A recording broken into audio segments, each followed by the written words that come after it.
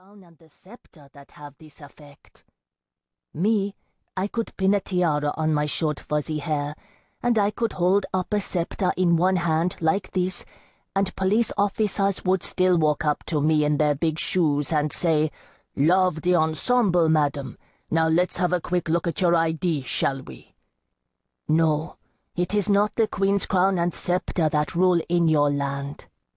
It is her grammar and her voice. That is why it is desirable to speak the way she does. That way you can say to police officers in a voice as clear as the Cullinan diamond, "My goodness, how dare you!" I am only alive at all because I learned the Queen's English. Maybe you are thinking that isn't so hard. After all, English is the official language of my country, Nigeria. Yes, but the trouble is that back home we speak it so much better than you. To talk the Queen's English, I had to forget all the best tricks of my mother tongue.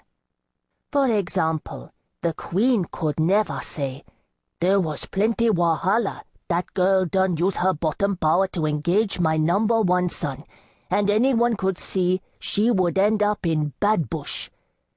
Instead, the Queen must say, "My late daughter-in-law used her feminine charms to become engaged to my heir, and one might have foreseen that it wouldn't end well." It is all a little sad, don't you think? Learning the Queen's English is like scrubbing off the bright red varnish from your toenails the morning after a dance. It takes a long time, and there is always a little bit left at the end, a stain of red along the growing edges to remind you of the good time you had. So you can see that learning came slowly to me. On the other hand, I had plenty of time. I learned your language in an immigration detention center in Essex, in the southeastern part of the United Kingdom. 2 years they locked me in there. Time was all I had.